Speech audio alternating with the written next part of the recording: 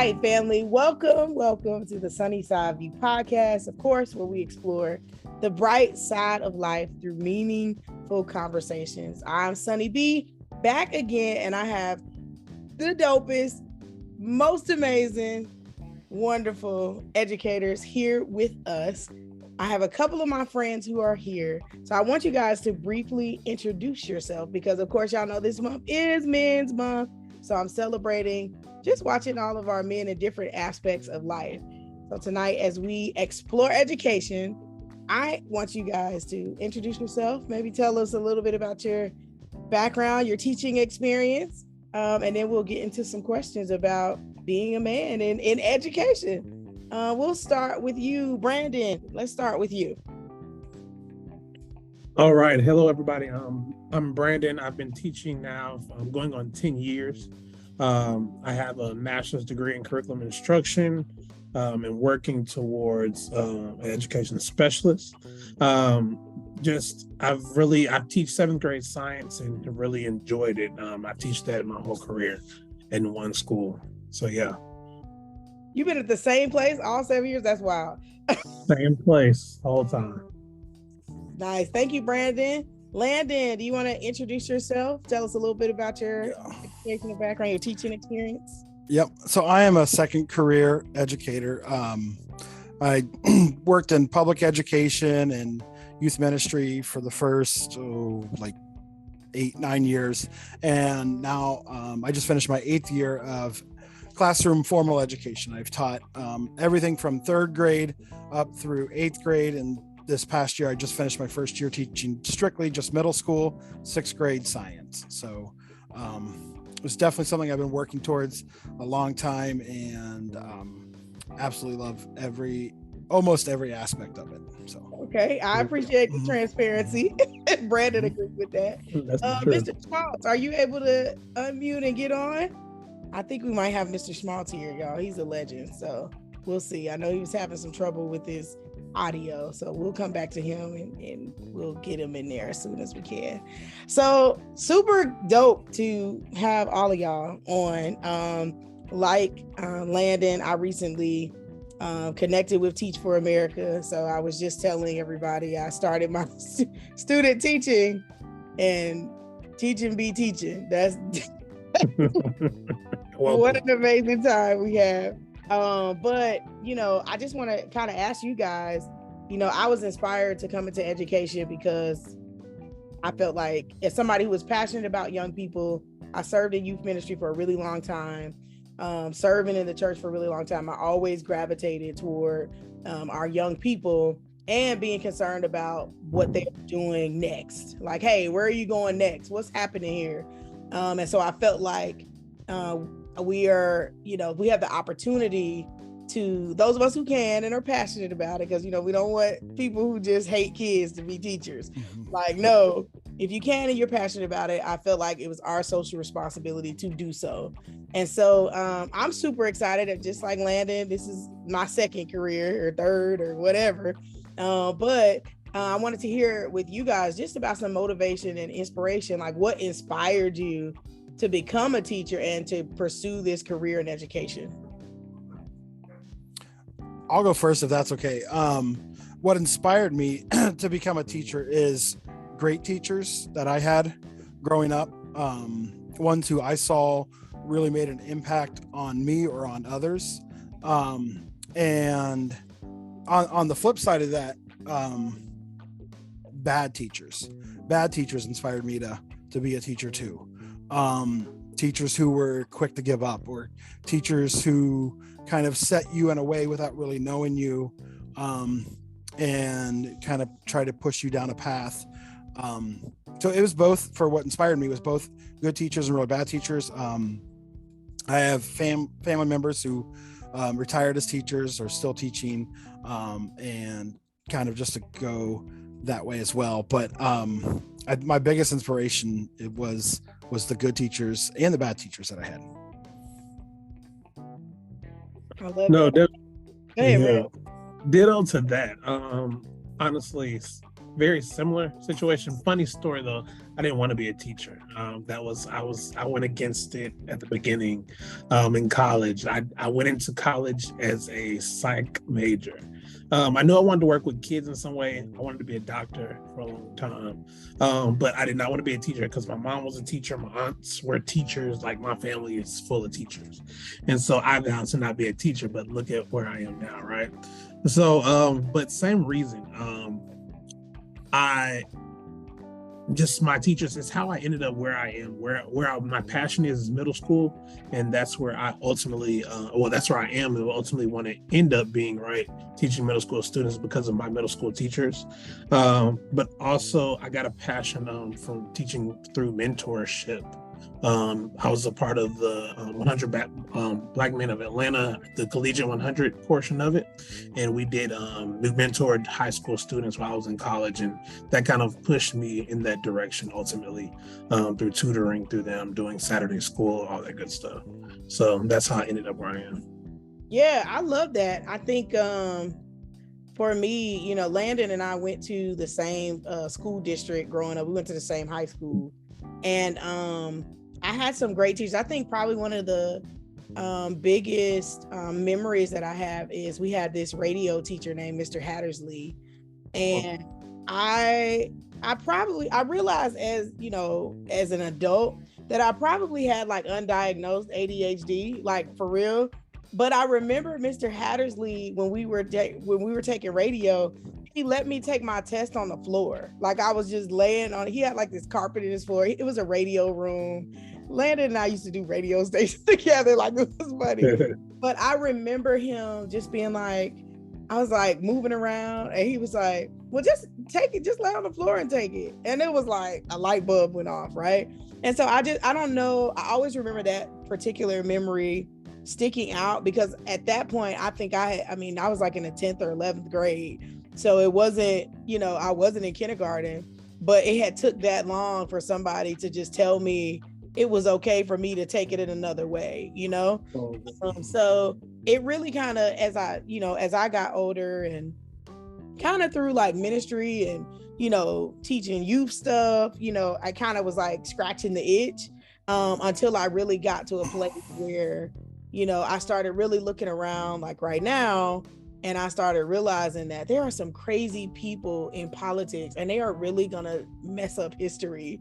So I was like, I need to be in this space, to make sure that the next generation is not getting this watered down history. Mm-hmm. So I'm gonna be teaching middle school social studies and ELA.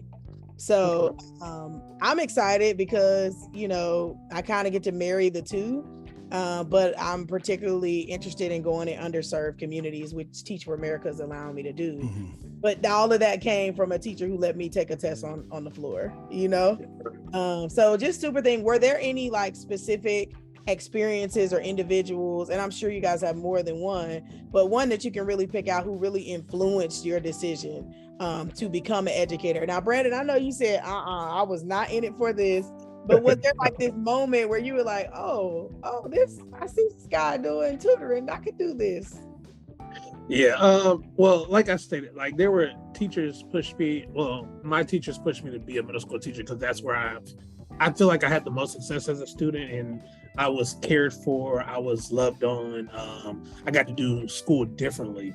I was in a gifted program in Texas, from Texas originally, and we did projects, we studied, we learned how to make movies. It was just in a humanities class, right? So my humanities teacher, shout out to Miss Stevens, like she just really kind of opened my eyes to different things. We got to work with Nokia back in the day, and we got to make videos with them. So it's the experiences outside of the classroom, experiences that take you further, that help, I think, cultivate you as a student and to kind of push you into where you're going to be or where you should go. Yeah. Landon, did you have any teachers or that kind of jump out to you? Was there like a moment that you were like, oh, this would be good? Mm-hmm. Yeah. For sure. Like I had a 10th grade social studies teacher, Miss Lauterbach, and when I got to 10th grade, I had never had a teacher like that. that invested into the kids, into the students. And the same with, like you mentioned, Mr. Hattersley. What was so key about both of those that kind of inspired me to who they were and to kind of follow that was the relationships they built. And that's one of the aspects I take to my classroom with me today that I learned from them was when you have strong relationships, positive relationships with students, it makes a world of difference in how they're going to interact in your classroom, what their perception of you is and of that subject matter. Science is not always the subject that every student loves.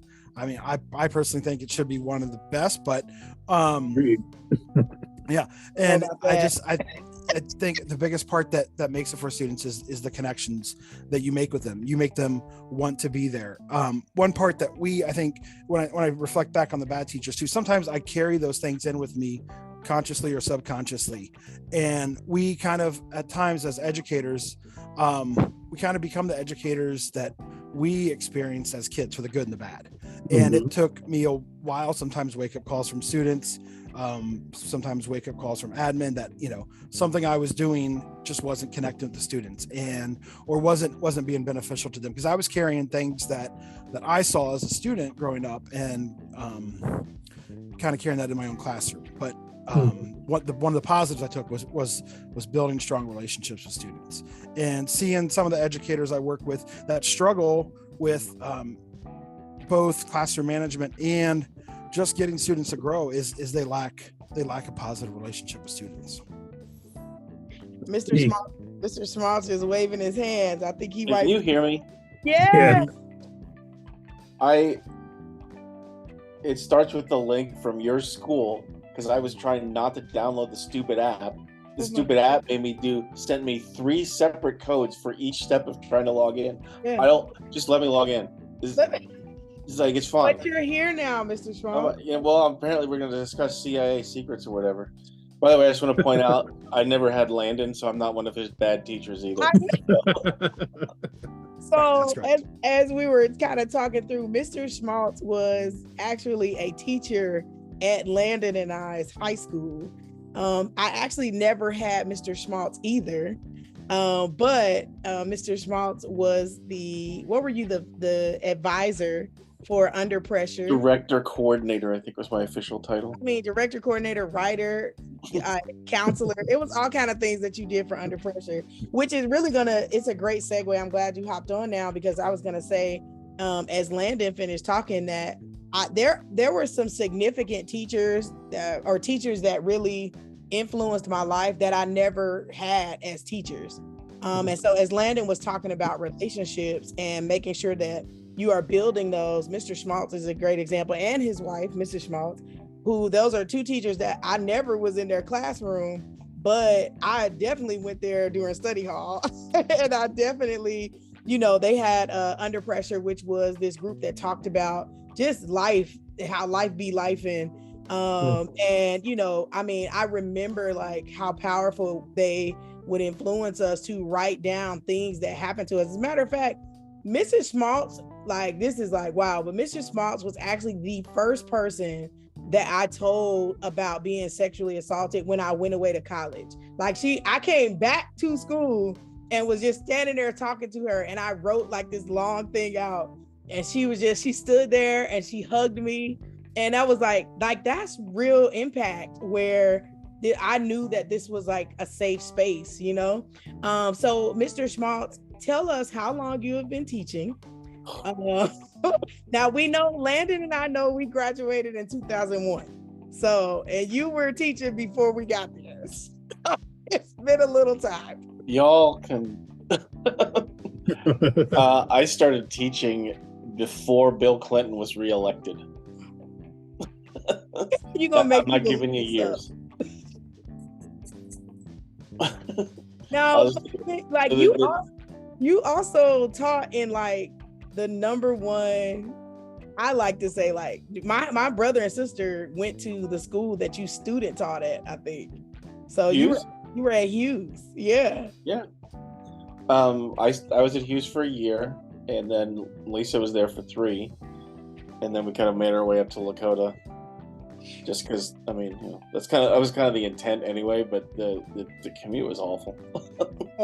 I started at Hughes for a year, and then I was at Lakota. Been at Lakota the rest of the time. I love it. So, Mr. Schmaltz, what made I asked the guys, was there any specific experience or individual that influenced your decision to become an educator? The second career for me, I was in publishing before this, and have you guys had to deal with textbook peddlers yet? No. I was one of those guys. You go to the conference and he's got the racks and he's saying, hey, buy this book. That was me. And then if you went to college during that time, which you guys didn't because you're too young, but if you went to college before I went back to teaching school, I was the one who sold the books to the bookstore. So that was my job. And then I just kind of was doing education from that side. I said, my problem is that if I think, God, this system's kind of crappy and I'm not doing anything about it, then I need to either put up or shut up. So I decided to put up, and I don't know if that was a good idea yet. I got about 8 years to figure out if it was, and then I'm retiring. So, but yeah, I mean, I can't say that there was a specific person or a specific experience. It's a collection of many. You know what I mean?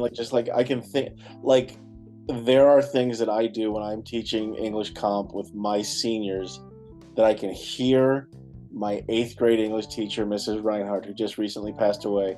I can hear her talking. I can hear her telling me what to tell them.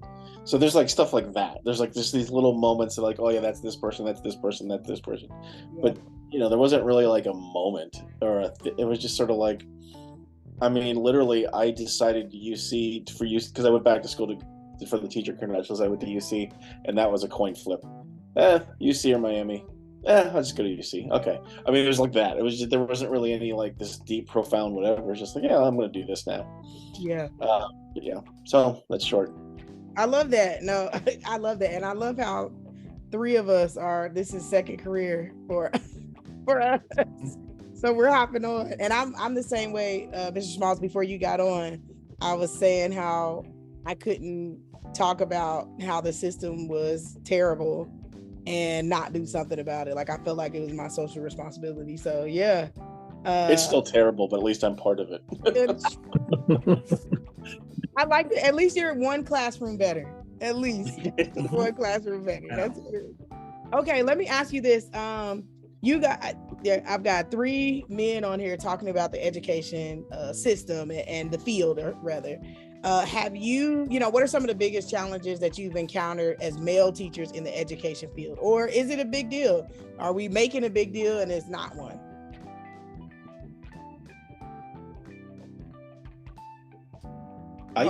All you teachers and nobody wants to raise their hand first.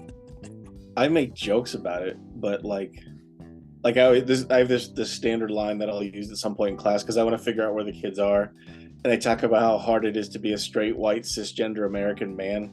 I mean, it's just it's really hard when every door is open to you, what to figure out what to do, right?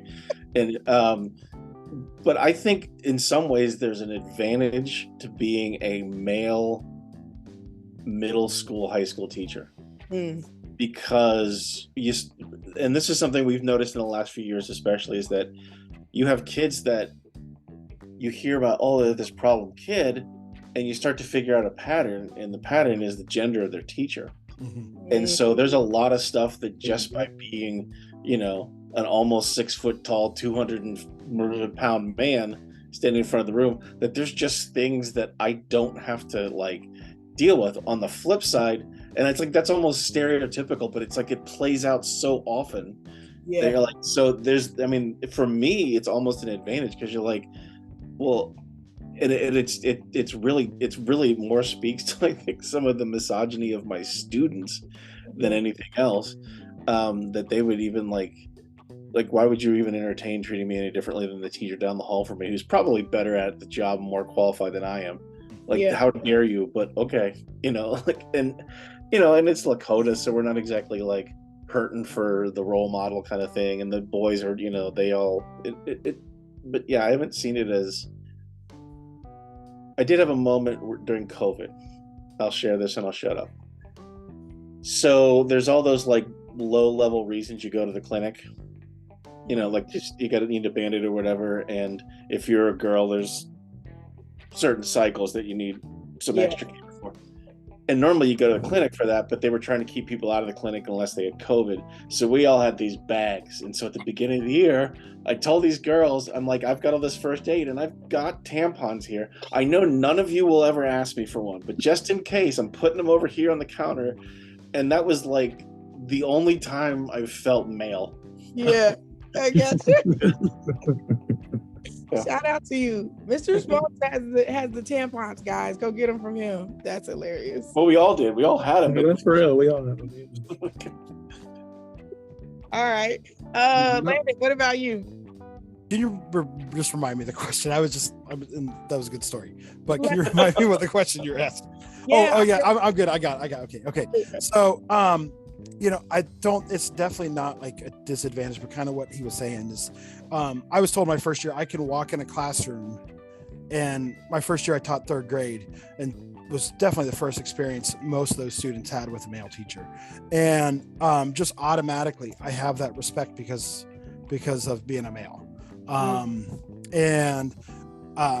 kind of come across little more than 6 feet and a little more than 200 pounds as a bigger guy, and can come across as I tell my students to begin the year that I may look like that big grizzly bear, but at times I'm a teddy bear, but then there will be times I have to pull that mama bear, though I'm not mama. I think there's I don't get white male straight, I don't have a lot of closed doors on me, and I think I worked, my first teaching job was in Phoenix, Arizona, and I taught in predominantly Hispanic communities, and there was a learning curve there of working in a different culture. Then I moved to Michigan, and I taught 5 years in the inner city there, and just a totally another learning curve, but that was where I felt very drawn to, and where I felt like I needed to connect at that time, and did a lot of growing and a lot of learning. So there, I think that was my biggest hurdle, was a lot of learning, just how to work with different cultures and diverse communities, and to be in there as a place of respect and teaching from their culture, and not bringing in my white male gender culture and trying to teach from that perspective, because that was not going to connect with my students. That was not going to help them learn. So that was where I had to come in and learn. And even back to the hygiene, I've found that it is kind of a difficult subject at times to talk with your male teacher about, and students find ways to kind of communicate with my female students about, especially teaching middle school when that comes about. But I've made a space for that, and I have what's called a hygiene drawer, and I tell the students the first day of school, whatever you need is in here, whether it's deodorant, toothbrush, and I even pause and I say, and then whatever the females need is in here too. And they catch on right away. The boys, 6th grade boys, it just goes right over their head what I'm talking about. Right. But the girls know, and they know it's there. And throughout this year, I had to restock it multiple times because they knew, and it was often a place where, it's not visible in the classroom. They can come grab what they need and go. By the end of the school year, there were students that came up to me and said, "Hey, I need to get from your drawer. Is that okay?" I'm like, "Yeah, of course it's okay." So they're kind of built that comfortability, but it takes time to get there. Like, that's more something that they'll lean on the female students, which is totally fine. Like, even at home, with my own 6th grade daughter, I know she's not comfortable having that conversation with me. I'll be happy to bring it up, but she'd rather talk to mom about that. So yeah. And she probably doesn't want to talk to the science teacher about it. Well, I've got this book. Right. I love that. Brandon, what about you? I would say very similar experience being a male teacher, being able to walk into the room, command a room, don't have the same issues as the female teachers may have on my team. So since we worked in teams in my school, so as far as discipline, all those things, and I also think that it sometimes makes it a little easier, in that perspective, right? But then also on the flip side, me being a Black male teacher, I'd had an issue coming in, like I think it was my second or third year teaching. I'm also a coach. So at the time I coached football, I coached track. And so I was loud. I'm loud, just naturally loud, especially in the classroom, trying to get students' attention, things like that. It's not a classroom management issue or anything like that. I'm just naturally loud. Well, I had one of my admin come in, and she was observing me, and she thought it was a classroom management issue. She looked at it and she was like, "Why are you yelling at the kids?" And I'm like, "I'm not yelling. I'm just naturally loud." And so it was a thing, right? And I got placed on a PDP. I did all these things I had to go through, right? But it was a learning experience for me, definitely. It helped me kind of shape myself a little bit more into to be more calm in a sense, and know the difference between a field and the classroom. But but it was just like it just kind of caught me off guard, because it's like, I'm not the only loud person here. There's somebody yelling down the hall, and I'm not even that loud. So it's like, I don't get it. But ultimately, from that experience, I learned a lot. I take constructive feedback very well, and I try to apply it when it's given to me, and I try to do better. And I got that opportunity to do that, and I learned a lot from that going forward. And so that would be like my struggle, I guess, with as far as being a male teacher. And then, and I would say all of this, that it's easier, I feel, for male teachers because our students lack father figures, a lot of them, in the classroom. And I think that's where that comfort comes from for our kids. It doesn't matter, Black, white, that doesn't matter when it's just a male figure that they're not used to having in their lives.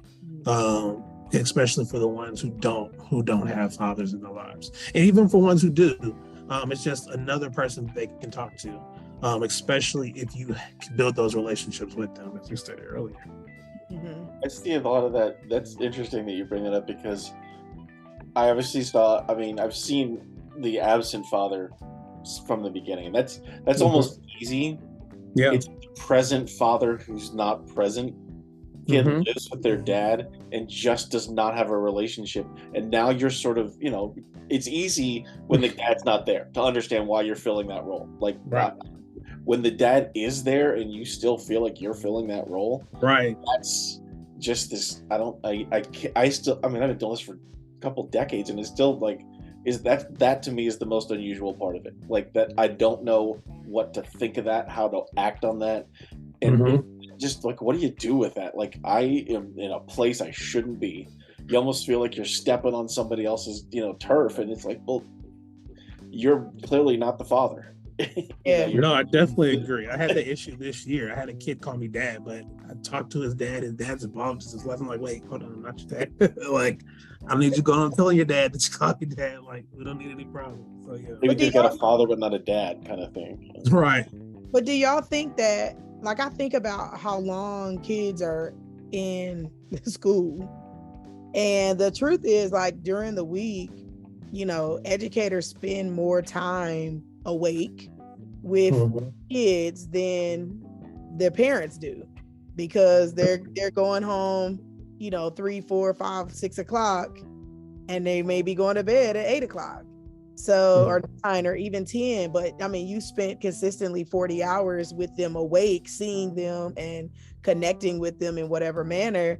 I think that's what we're seeing. I was telling, Landon and Brandon and I were talking earlier, and I was telling them how I'm just learning, you can have a kid who is brilliant. And what I'm seeing in middle school, you can have a kid who is brilliant, who knows the answers and cannot write in where I am, and for me that was a culture shock, because I grew up in a fairly well-off area that I just never saw teachers letting us go to the net. Like, I remember them pulling kids out to help them get to where they needed to be. So just looking at like how some of the educators are so overwhelmed and thinking, you know, all of that, and they're spending 40 hours with you, and you're the one that speaks to them and speaks to the genius in them. I could definitely see how somebody, it gotta get weird, but I could definitely see how it can be like, oh, this is like another parent to me, because this person is stopping and paying attention to what I'm doing. So yeah, that's wild. I never really thought about that, guys. Thank y'all for sharing. As you guys talk about like creating a positive learning environment, is there any specific work that you do to create a safe and inclusive learning environment for your students? Is there any strategies that you employ to engage and motivate those particular students in their learning? Basically, how do people know your classroom is safe? Like, how do people know, like, oh yeah, you want to come in here? What are some proactive things that you guys have done or seen? I think in middle school, one thing that I've done is just be very vulnerable with them, and just give them the space to know that it's okay to mess up. It's okay to not be perfect.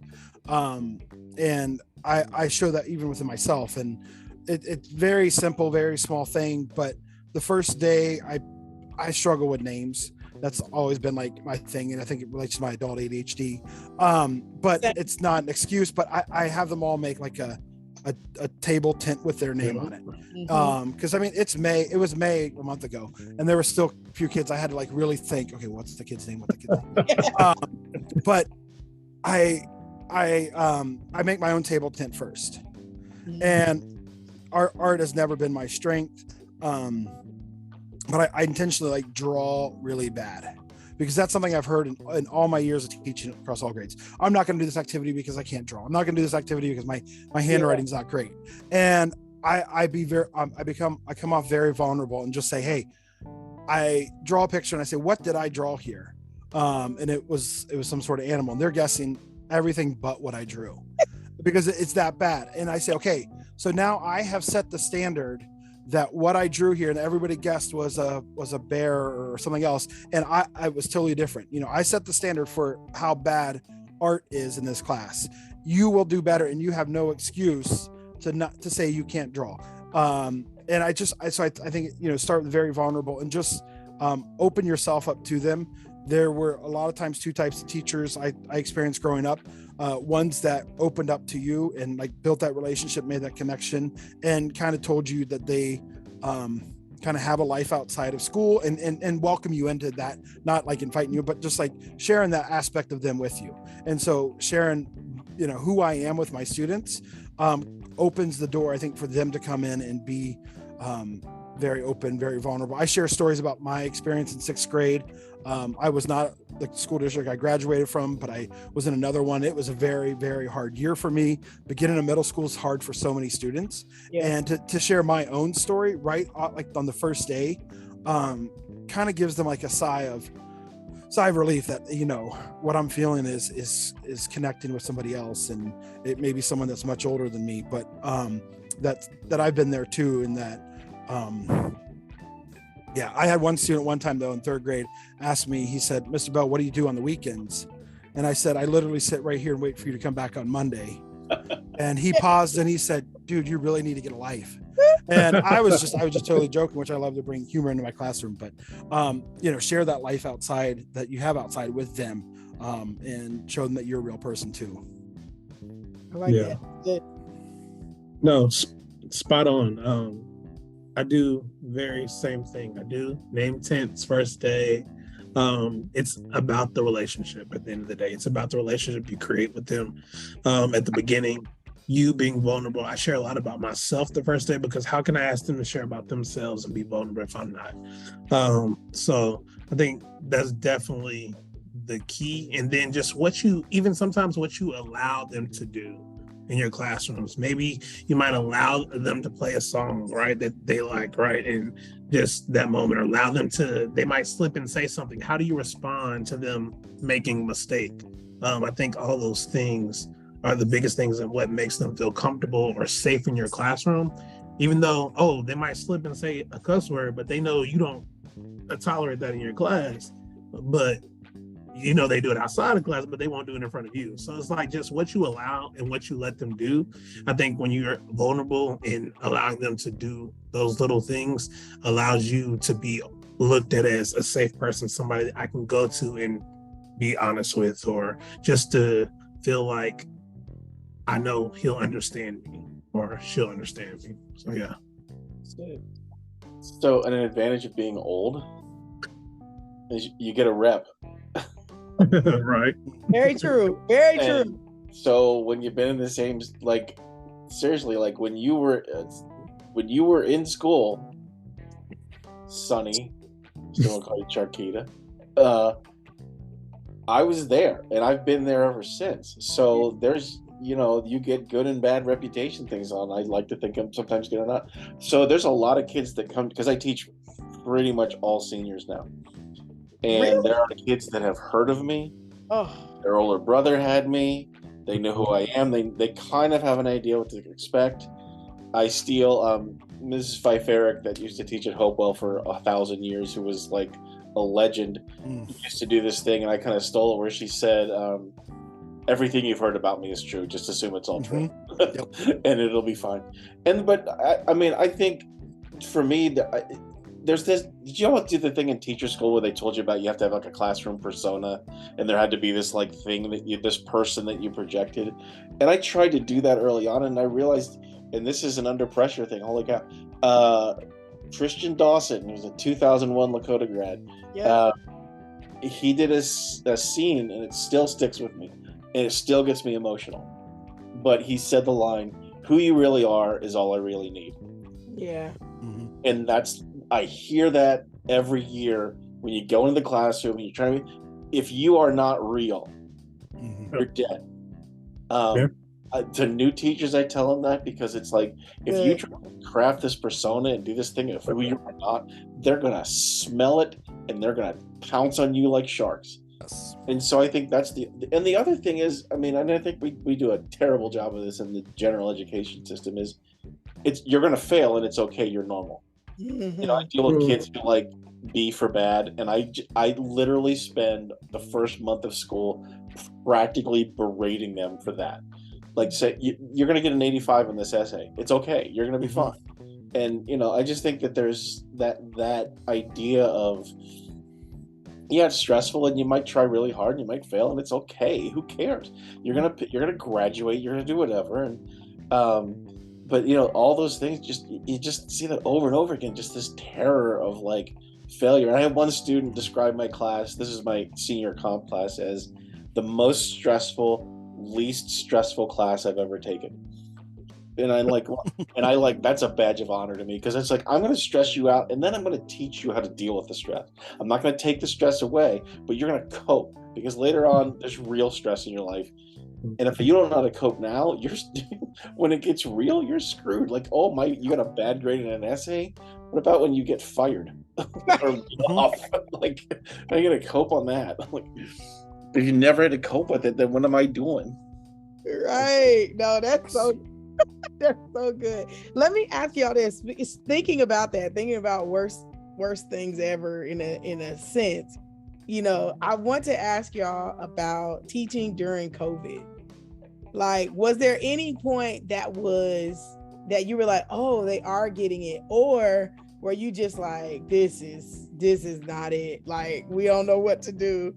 What was it like being an educator during that time where kids needed it, families needed it, but it just was, I felt like it looked impossible. So I was like, I don't know how they are doing this. Wait, do we all teach in different states? Yes. Okay. So I think that plays into the educational experience and the teaching experience a lot.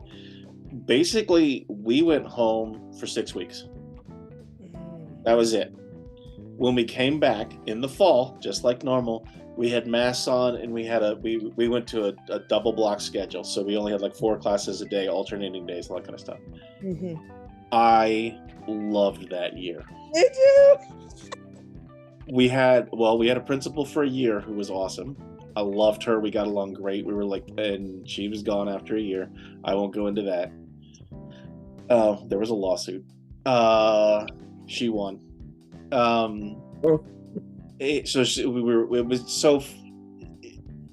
For everything that went through for me, not our school, for me specifically, it was great. I only had one course that I taught. I had 5 periods a day of that, and then I had 1 period of like virtual learning, which basically meant managing kids on Apex, which was, pretty tough. And the class it's a college composition class, so my kids and my seniors get dual credit.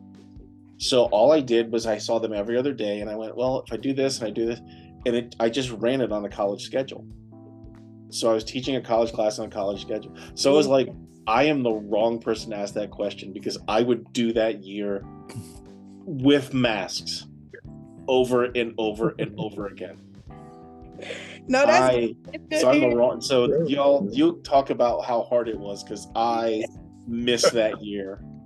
Like, it literally makes me emotional thinking about how awesome that year was for me, uniquely for me. Well, thank you. That was a completely left field that I did not see coming. So thank you for schooling me. What about you two, Landon, Brandon? What about y'all?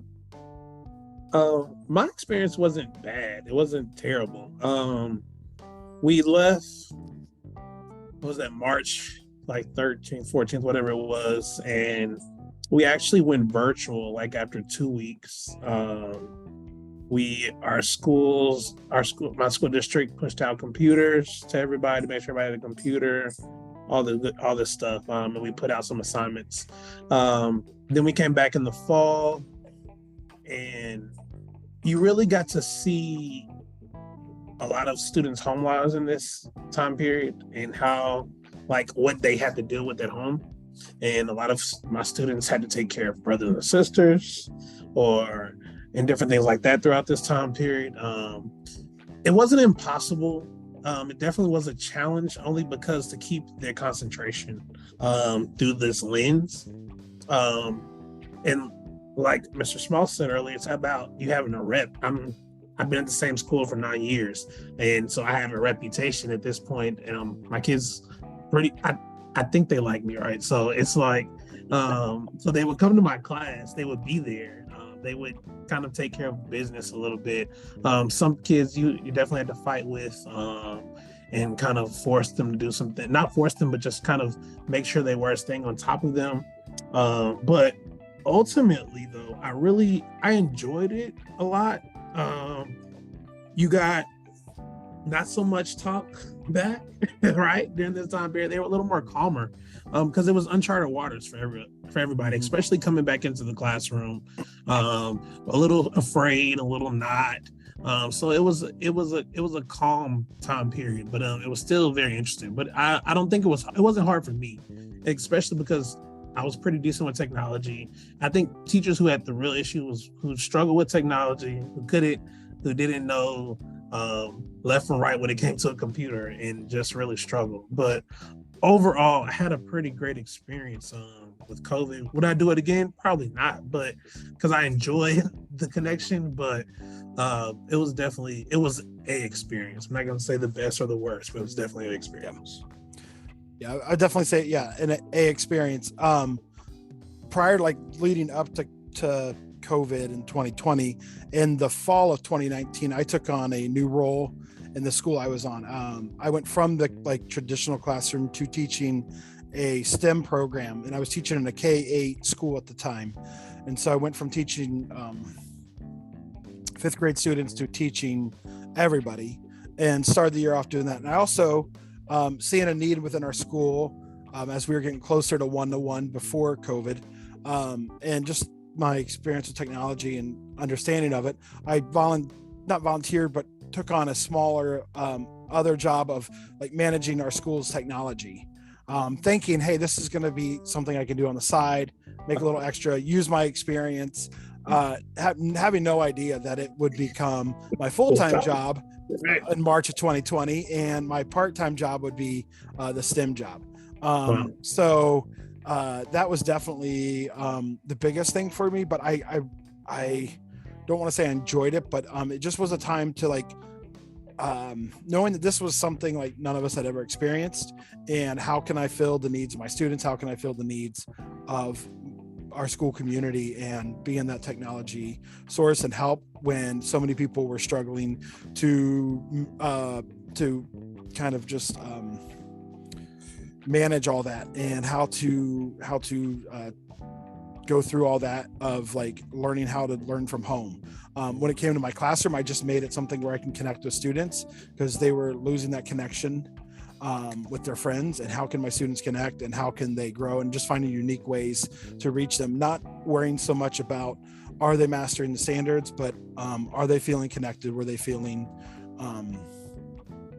was there some sort of outlet for them. So yeah, that was kind of managing it. When it came back to school, the toughest part was we had to keep masks up, and just reminding kindergarten students not to eat your mask, not to share masks with friends, but to keep your mask covering your nose and your mouth. And that was the worst part of that. So yeah. Like you guys who teach the younger ones, I don't even know how you did that. Like, that's what I'm saying. I'm dealing with literally adults. Like, I have 18-year-olds in my room. Mm-hmm. Hey, your mask is off. And it was really awesome, because by the second week of August, when we were because we went right back like a normal year, there was like social judgment and mask bullying that I was like, I'm okay with this. Like, some other kid was like pulling their mask down and coughing. They're like, what the hell are you doing? So there was like this whole, it was that to have to tell a 5-year-old, good for you. But I think it's not just that. I just think there's so much, and it's actually disappointing in retrospect, because it seems that we've abandoned it all. But there was so much that I had to think about how I do this job. It was such a creative time to just like figure out, okay, how am I going to do this? And so the way that we worked is that we gave a virtual learning option, and about a quarter of our kids did it. So we had 500 kids that were out and 1,500 kids that were in. So for us, it was more or less normal. Our classes were a little smaller. But some of the kids that did that, because I've had them in subsequent years, I had one girl say it was the best year of my life, because she and all of her friends were virtual. They were self-motivated enough to get their work done, and then they just kind of went and hung out. So they didn't have to get up early in the morning, and they did all this, and it was really like, and that was surprising. And the years that the last 2 years I've had kids that did that, and they've all said kind of that same thing. Like, there were some things I really liked about it. And for them, it wasn't missing their friends. It was that some of their friends were in school and they weren't, that they didn't like. So like, because my 3 friends are in school and I'm not there with them. But had they all been out, I think that would have been different. So it was like, everybody talks about all this mental health crisis that COVID caused and all this kind of stuff. And it's like, yeah, the mental health crisis was already there. We're just coddling them now because we think COVID like destroyed them. And I remember like it was sad. It was a terrible story about this girl in California who had taken her own life. And it was like March 25th. And it was talking about, see, this mental health crisis because of COVID is happening. Like, that girl was already suicidal. That girl, COVID might have helped, but it was like she wasn't like happy on March 12th, and then March 13th happened, and then suddenly. Right. So I think there's a lot of that I find frustrating, because it's sort of like the aftermath of that, especially in the administrative level. What I see is, we can't, COVID. See what happens. Just got we're just behind because of COVID, and our response keeps coming. Our kids were out for 6 weeks 3 years ago. I think they can catch up. It's like having an extra couple snow days. Yeah.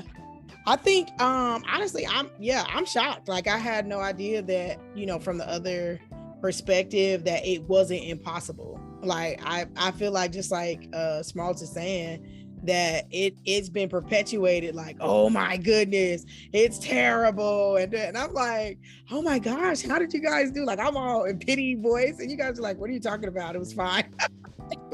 I mean, it wasn't perfect by any means, but I feel like that is the the girt of a true educator, where you have to be flexible and figure out how to get your kids to understand and connect with whatever you're teaching. Today, Schmaltz, you'll be so excited. This is my second day of ELA and social studies teaching. So, God. Okay. And so we're reading this book about like Southern Sudan as they were, in the middle of it's basically based on the Lost Boys. And so as we were talking through it today with these 7th grade students who are in summer school because they really need some additional help to go to the next grade, as we were talking through some of those things, we were talking about like how different cultures can have markings that they put on their face. And one kid was like, I don't get, like, why would you mark up your face? And of course I have like this long like sleeve of tattoos, and I go, well, same reason why my arm looks like this. And it was literally like a light bulb went off, right? I knew that this child, who highly likely had never left Atlanta, could not fathom what's going on another continent, but he could fathom this teacher in front of him that has tattoos up her arm, right? And so I wonder, like, have you guys ever had this moment where where you see the light bulb go off in one of your students? Like, what did that feel like for you?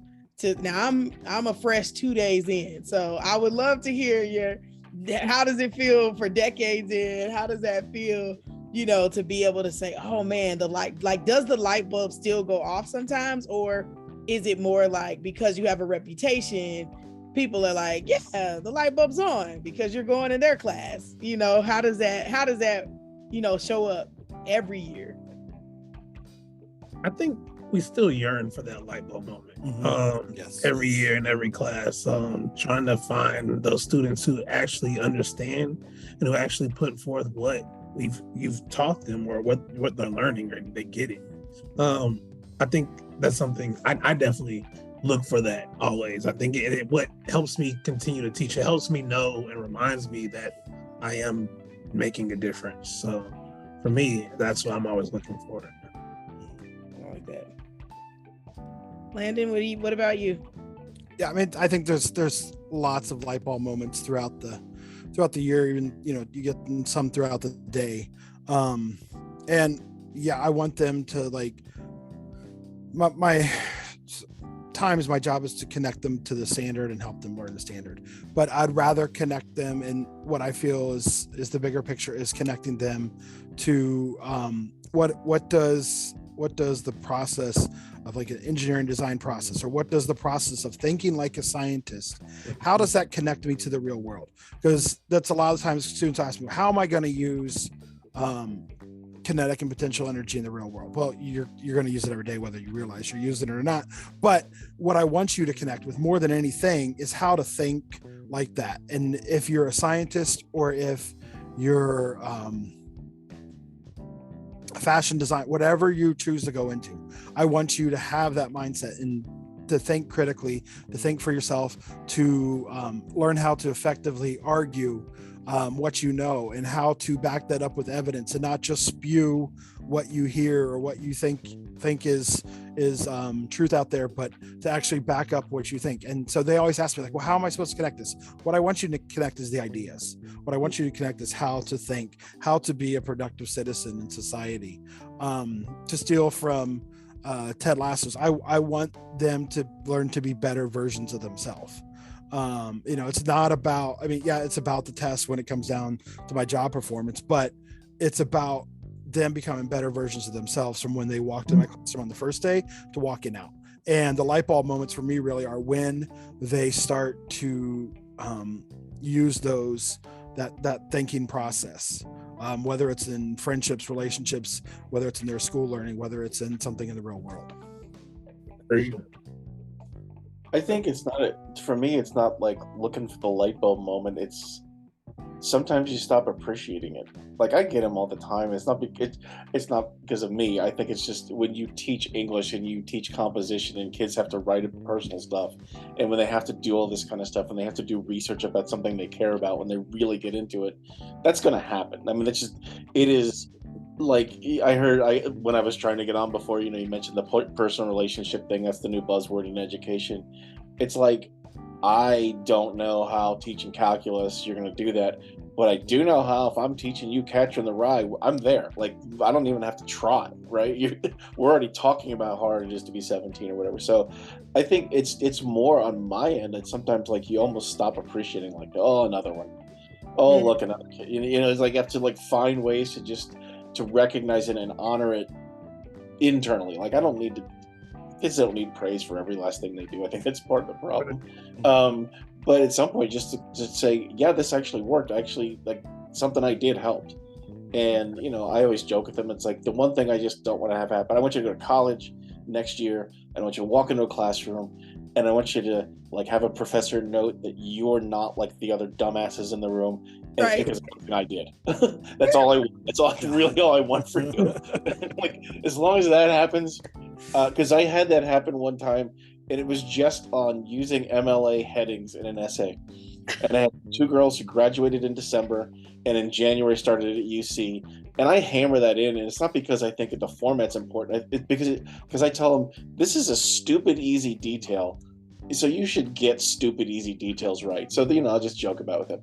So I said that, and they went in, and they were in a class in UC, freshman UC comp, second semester. And they sent me an email, each of them separately, thanking me for doing that, because their whole class got berated by the professor, except for the moment when the professor singled the 2 of them out and said, except for you 2.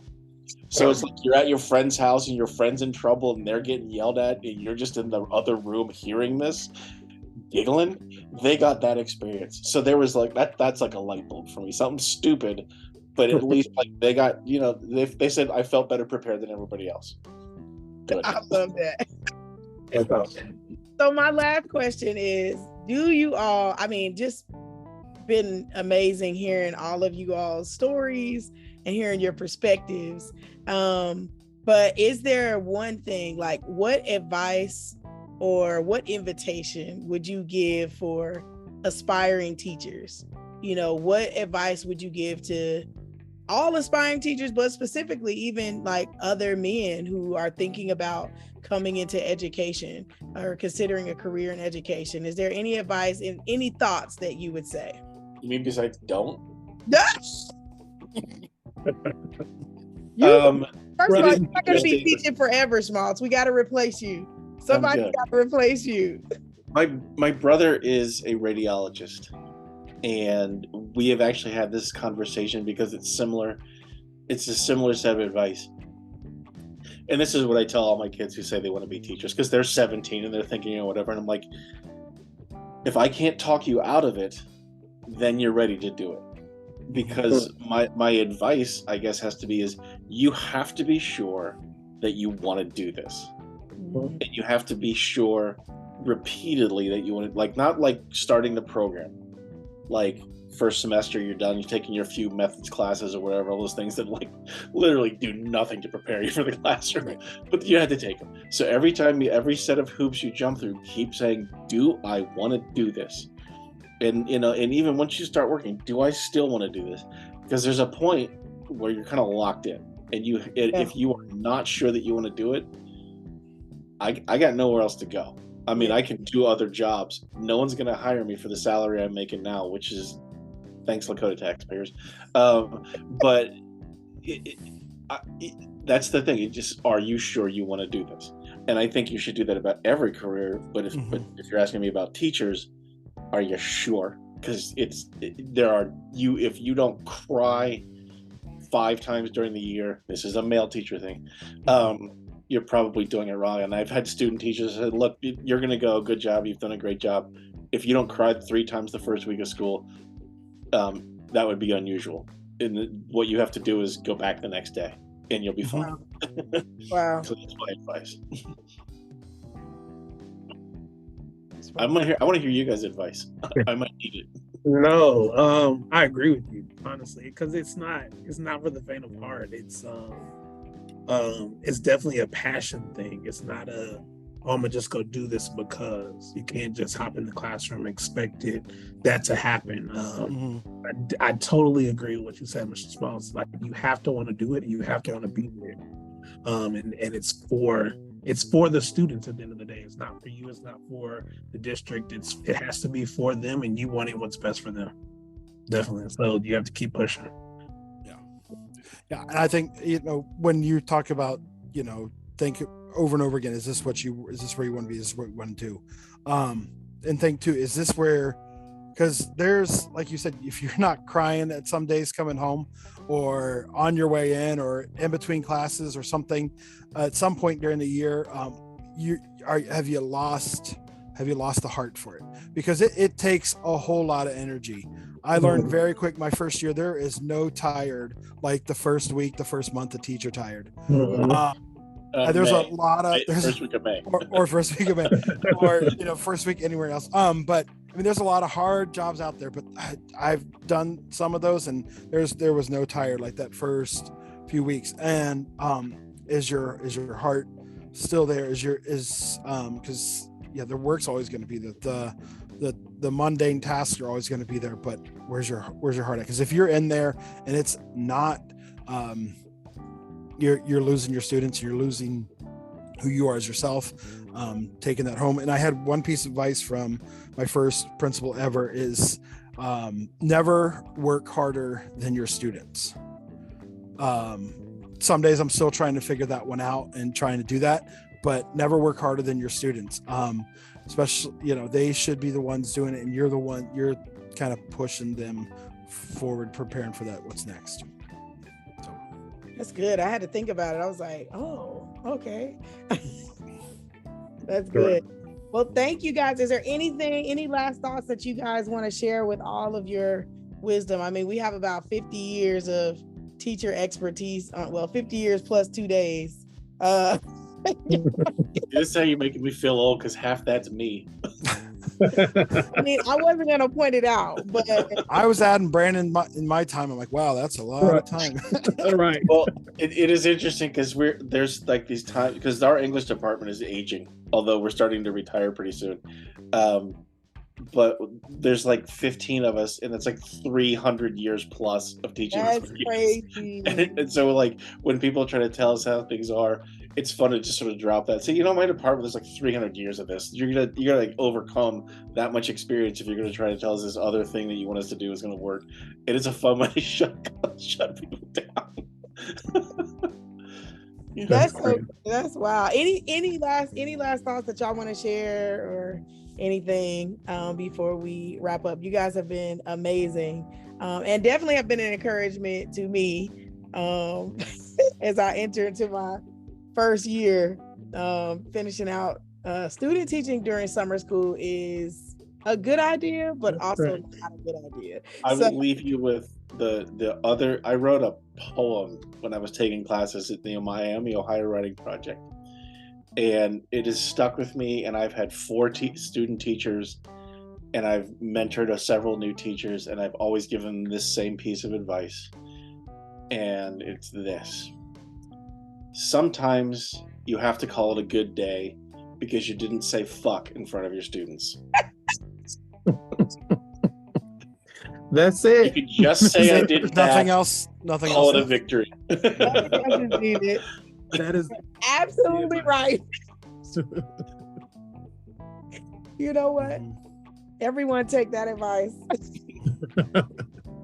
Shout out to all of the educators who are on their summer breaks or working summer school or getting ready to go into the new year. I really appreciate you, Landon, Brandon, Schmaltz, for coming and hanging out with me this evening. All 3 of you are educators that have for real touched my life, and I've been so honored to just watch y'all develop over these years. So thank you once again. If there any, we don't have any last thoughts, so I'm not going to tell people where to find you. You guys just comment. You let them know if they want to find you. I'm always conscious about teachers not being found. So We support the teachers. We love them. It's a secret society. Thank you so much for listening to the Sunnyside View, and we will talk to you next time.